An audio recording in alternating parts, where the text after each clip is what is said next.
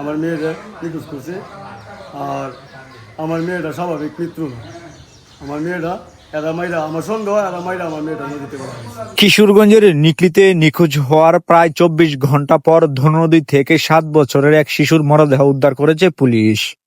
এই ঘটনায় শিশুটির পরিবার পরিকল্পিত হত্যার অভিযোগ তুললেও পুলিশ বলছে তদন্ত শেষে প্রকৃত ঘটনা উদ্ঘাটন করা হবে। বৃহস্পতিবার সকাল 10:30টার দিকে নিকলি উপজেলার সিংপুর ইউনিয়নের ধননদী থেকে ভাসমান অবস্থায় সান্ত্বনা নামে ৭ বছরের এক শিশুর মরদেহ উদ্ধার করে নিকলি থানা পুলিশ। নিহত সান্ত্বনা উপজেলার পূর্ব টেঙ্গুরিয়া গ্রামের শাহজাহান মিয়ার কন্যা। পরে মরদেহটি উদ্ধার করে থানায় নেওয়া হয়। কালকে প্রায় 11:30 থেকে পাইতেছি না, খোঁজাখুঁজি করছি বিভিন্ন পানিতে ঘুরে গেছে, এরকম খোঁজাখুঁজি করে দিয়ে পাইছি না। পরে প্রায় পরের দিন রাত্রি সকাল 9টার দিকে পরে মানুষে বলছে লাশ পাওয়া গেছে, পরে গিয়ে খুঁজ করে নৌকা দিয়ে উদ্ধার করেছে, একদিন পরে পেয়েছে। তো ধারণা বলতে এই তো কোনো সময় গাঙ্গে যায় না, এই পর্যন্ত একলা যাইতেছে। সবসময় আমরা যে বাসার মধ্যে সব কিছু কমপ্লিট আছে, মানে এমনি করি তো একলা কোনো সময় পানি জানা বা গোসলও করে না। তাই 11:30 থেকে নিখোঁজ আমরা খুঁজে পাইতেছি না। এরপরে সন্ধ্যার সময় আমি নিকলি থানার মধ্যে অভিযোগ করছি, করার মধ্যে আমরা এভাবে দিয়েছি। পরে দিন কালকে কিন্তু আবার থানার মধ্যে জানাইছি, অবগত করছি যে খোঁজখবর নিবার লাগি ময়নাতদন্ত করতো কীভাবে মরছে। আমরা বিশ্বাস কিন্তু এটা পানির মধ্যে মরছে, এটা আমার সুস্থ তদন্ত হোক, এটা বিচার হোক। থানা ও পারিবারিক সূত্রে জানা যায়, বুধবার সকাল 11:30টার দিকে নিজ বাড়ি থেকে নিখোঁজ হয় সান্ত্বনা। অনেক খোঁজাখুঁজির পর তাকে না পেয়ে নিকলি থানায় একটি সাধারণ ডায়েরি দায়ের করেন পরিবারের সদস্যরা। প্রায় ২৪ ঘন্টা পর বৃহস্পতিবার সকালে বাড়ি থেকে প্রায় ২০০ গজ দূরে ধননদীতে শিশুটির মরদেহ ভাসতে দেখে স্থানীয়রা পুলিশকে খবর দেন। পরে এসআই সাগর বিশ্বাসের উপস্থিতিতে মরদেহ উদ্ধার করা হয়। পুলিশ জানায়, মরদেহের সুরতহাল প্রতিবেদন প্রস্তুত করে ময়নাতদন্তের জন্য কিশোরগঞ্জ সদর হাসপাতালে পাঠানো হয়েছে। এ ঘটনায় থানায় একটি অপমৃত্যুর মামলা দায়ের করা হয়েছে। বিষয়টা হইল আমার চাচাতো ভাই হাবিবুর, ওনার সাথে আমার 8 দিন আগের থেকে একটা পারিবারিক বিরাট একটা ঝামেলাটা হইলো তার মেয়ে আমার ছেলে, এরা দুজনের মধ্যে হয়তো একটা সম্পর্ক ছিল। এই সম্পর্কটা আমি 1 বছর আগে জানতাম। জানার পরে হাবিবের ভাই কাবিলের কাছে আমি বিচার দিছি, হাবিবের বোন বড় বোন সুবিয়ার কাছে বিচার দিছি, হাবিবের বোন জামাই গোলাপ সর্দারের কাছে বিচার দিছি, আমার ফত ভাই তাহারের কাছে আমি বিচার দিছি।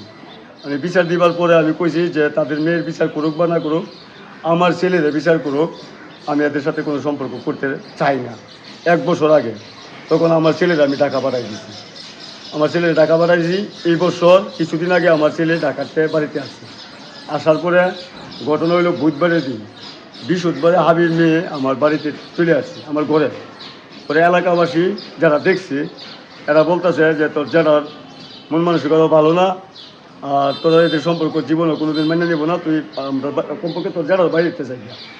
পরে এলাকার আমার মেয়ের জামাই এরা আরও আত্মীয়-স্বজন মিলা মেয়েরা আমার ঘরতে বার করে দিয়েছি।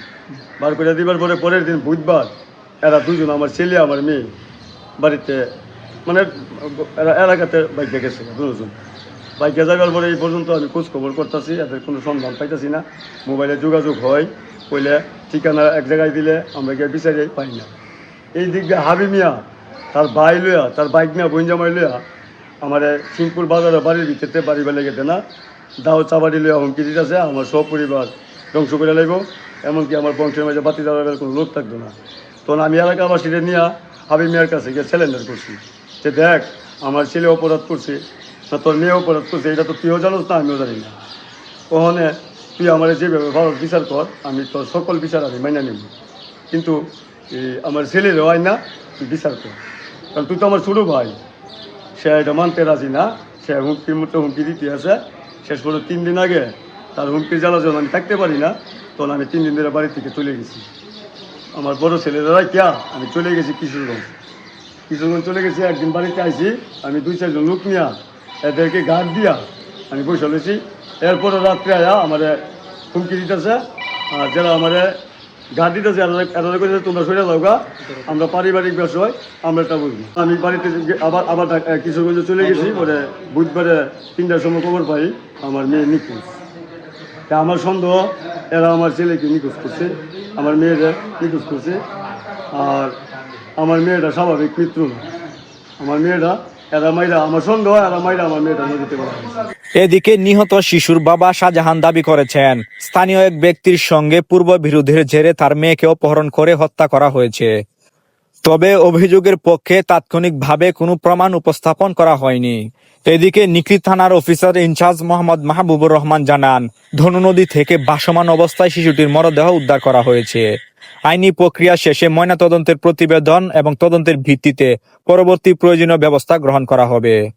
শিশুটির মৃত্যুর প্রকৃত কারণ জানতে ময়নাতদন্তের প্রতিবেদন এবং পুলিশের তদন্তের দিকে তাকিয়ে রয়েছে পরিবার ও স্থানীয় বাসিন্দারা।